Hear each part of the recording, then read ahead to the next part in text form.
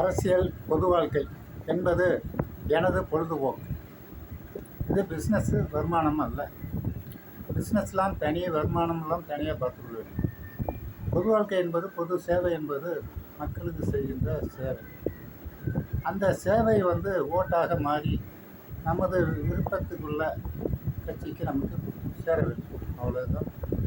ஆனால் இப்பொழுது எல்லாமே பிஸ்னஸ், வருமானமாக மாறிவிட்டது. ஆனால் அதனால் தன்னுடைய சுயநலத்தினால் கட்சி வளர்ச்சி பாதிக்கப்படுகிறது. ஒரு உதாரணத்துக்கு சொல்லப்போனால், காங்கிரஸ் ஒரு இந்தியா ஃபுல்லாக இருந்த கட்சி. ஆனால் அந்த கட்சி காலப்போக்கில் அழிக்கப்பட்டது. அழியவில்லை, அழிக்கப்பட்டது. எப்படி என்று சொன்னால், ஒரு கிளைக்கழகத்திலிருந்து அமைப்பில் உள்ளவர்கள் கட்சி நகர கழகம், மாவட்ட கழகம் என்று போகும் பொழுது இந்த கிளைக்கழகத்திலிருந்து போகிறவர்களை மதிப்பதில்லை, மரியாதை கொடுப்பதில்லை. தினமும் வேலை செஞ்சுட்டு கூலிக்கு வேலைக்கு சம்பளம் வாங்கிறதுக்கு நிற்பதை போல் மதிக்கப்படுகிறார்கள், விரட்டப்படுகிறார்கள்.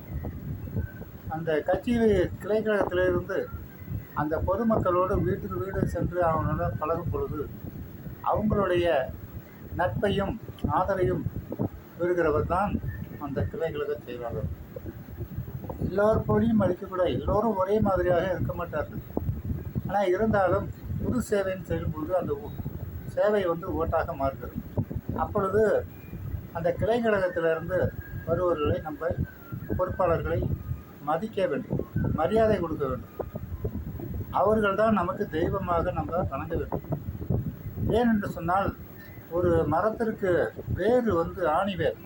அந்த ஆணி வேறு தான் அந்த மரத்தை தாங்கி பிடிக்கிறது. ஆனால் மேலே உள்ள இலைகள் அது வருஷத்துக்கு ஒரு முறை உதிர்காலம் வரும், இலை உதிரும் போகும் வரும்.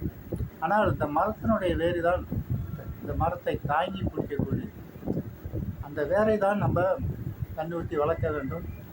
அவர்களுக்கு நன்மைகள் செய்ய வேண்டும், நல்ல காரியங்கள் செய்து கொடுக்க வேண்டும்.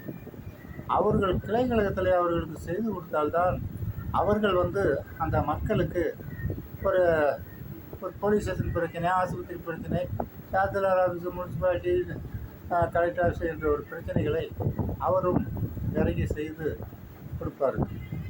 ஆனால் மேலே உள்ளவர்கள் வரை யாரும் அவர்களை மதிப்பதில்லை, மரியாதை கொடுப்பதில்லை. பொறுப்பில் இருக்கிறவர்கள் எல்லோரும், அதாவது சில பேர், எல்லோரும் சொல்ல முடியாது, சில பேர் அவர்கள் முட்டுக்கட்டையாக இருக்கிறார்களே தவிர அவர்கள் எல்லோரையும் மதித்து அவர்களை எல்லோரையும் அறிமுகப்படுத்துவது இல்லை. இப்போ ஒரு பொதுக்கூட்டம் நடத்துகிறோம் என்று சொன்னால், அந்த கூட்டத்திலே அந்த சிறப்பு பேச்சாளர்களை அழைத்து கொண்டு, பாதுகாப்பாக அழைத்து கொண்டு ஸ்டேஜில் அமர வச்சு அவரை பேசி முடித்து அவர்களை பாதுகாப்பாக எத்தகைய தூரத்தில் கொண்டு விட்டு வந்துகிறார். மற்றவர்கள் யாரும் அவர்களிடம் தொடர்பு வைத்துக் கொள்ளக்கூடாது, அவர்களிடம் பழக விடக்கூடாது. அப்படி பழக விட்டால் அவர்கள் பெரியாளாக ஆகிவிடுவார்கள், நமக்கு மரியாதை இல்லாமல் போய்விடும் என்றெல்லாம் பல பேர் கணக்கு போடுகிறார்கள். அது தவறான கணக்கு. ஏன்னு சொன்னால், அடுத்தடுத்து வாரிசுகள் வர வேண்டும், இளைஞர்கள் வர வேண்டும்.